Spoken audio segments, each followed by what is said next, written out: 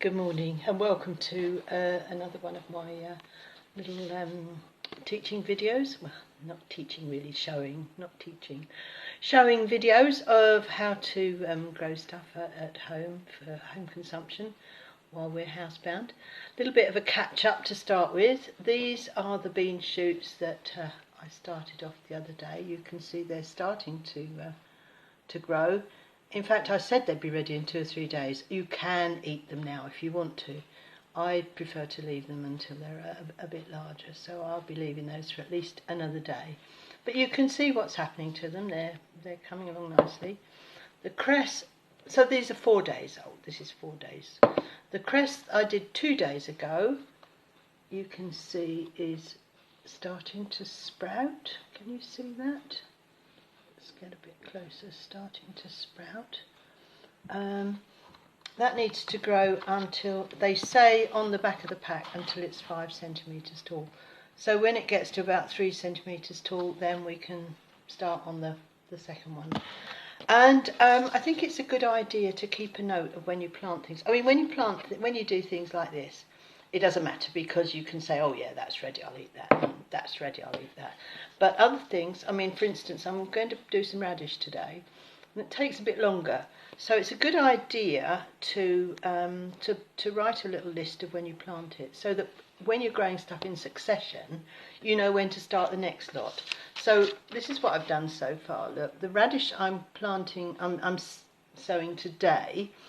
And we'll want to probably do some more in a couple of weeks' time. So as long as you've got the date, then we can follow on. I think you understand. Anyway, so radish today. Look, here we've got the seed pack. I love radish in a salad. I absolutely do. I'll probably use 2 at a time. So what I'm going to start with is I'm going to do sow 8 seeds.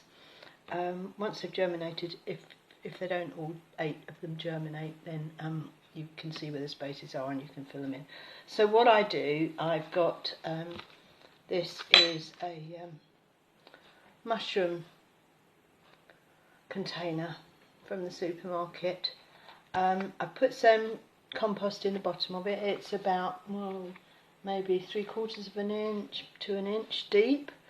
Now, generally, when you see people sowing seeds, they sow the seeds and then they water them in. But really, if you're growing something like this in a small container, if you do that and the compost is dry, as soon as you put the water in it, it just lays on the top and all the seeds move around. So what you need to do, excuse me, is to moisten the compost before you put the seeds in, which is what I've done.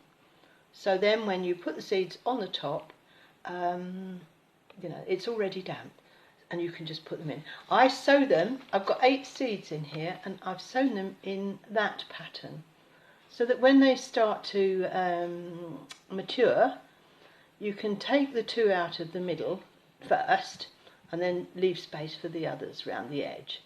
So I've actually done that already, and I'm just going to now push them in underneath the with the tip of the spoon. I don't see it. I don't know. You probably can't see. Oh, look, there's one there. Look, that's one there, and I'm just going to push it down with the tip of the spoon. Push it down so that it's underneath the soil, and the same with the others. As I said, I've got 8 in here. So this can sit on a windowsill until they grow. The packet says, what does it? Hang on a minute. That's it. Pushing it down. The packet says that you can harvest them within 4 to 6 weeks. So you can tell. I mean, when they're small, they're really sweet, and you might prefer to let them grow on until they're a bit larger, depending on what you want to do with them. So, excuse me. I've explained about my cough before, haven't I? I'm not ill. I've just got a hiatus hernia that makes me cough.